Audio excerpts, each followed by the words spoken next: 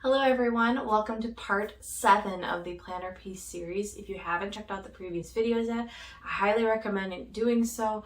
I put links in the description below. In today's video, I'm going to be putting my system to the test in a standard TN planner.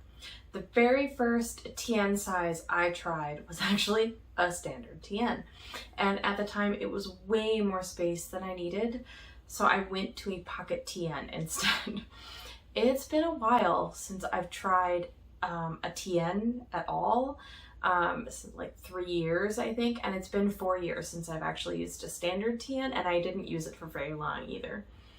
I am currently using a B6 as my main planner. So my process for testing my planner is fairly straightforward. I'll be setting up the planner ahead of the week.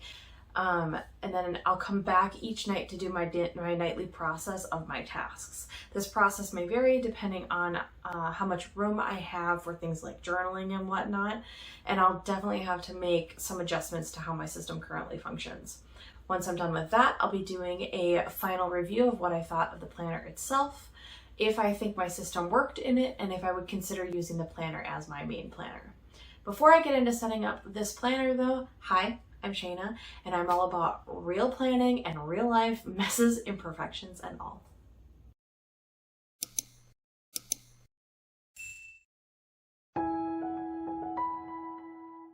All right, so I'm gonna get this set up real quick. This TN is from Amazon. It actually was like a whole pack of stuff that came with this TN, a lot of accessories for like 20 bucks that I got for a Prime Day deal. I was super psyched for that. And I think it's hilarious because I actually have some decorations from when I first tried standard TN. Standard TN was actually one of the very first TNs I ever ordered back way long ago. And so yeah, I still have some of that decor, so I think that's hilarious. But anyway, this TN is a 4-string one, no pockets, and then it has this this piece of leather here. So I'm just gonna go ahead and get started. I'm gonna start from, I think, the back. I have this insert from Happy Scrappy from forever ago, but of course it's foxes and fall, so you know I love it. It has different characters on the top and bottom. It's grid and lined. I don't know, I just think it's really cute, and I have never used it, and somehow I held on to it, and I don't understand how. But then I also have this really cute photo from when my kid was real little. This is some paper from Michael's. And then I have some other Michael's paper in here too. These aren't like actually put together. They're just kind of loose together because they were in a Foxy Fix dashboard from back in the day. But I don't have those dashboards anymore, so gosh, that lighting is okay. Anyway, I have to do this kind of quick. I don't have very much time to film this. So there is the first insert, and that's going to be for notes. And then I have this insert that actually came with this TN. This is just a generic lined insert. And then I have this photo and this paper, I believe again from Michael's. So yeah, I'm going to put that on the next one. And this is going to be for my journaling, which I'm really happy to be able to do in this. I haven't been able to do that in any of the other planners I've tried, really, so I'm really happy about that. This one is this is a grid. This also came with this planner, or this TN cover. So this is going to be, maybe if I put this on the right string. This one is going to be, the grid one anyway, is going to be for my dailies. Oh, I just bumped the camera with my glasses. So this is going to be for my dailies. I'm just going to do like a kind of a running daily essentially. I have this photo of me and my family. There's some paper. You know, if I were going to keep this for, you know, whatever, I would actually decorate probably the front instead of doing this, but I had these. They were kind of nostalgic, so I decided to keep them. But if I were actually going to be using this, I would probably just get these and decorate the front cover. Okay, so the final section, I'm actually going to be using a jump band for.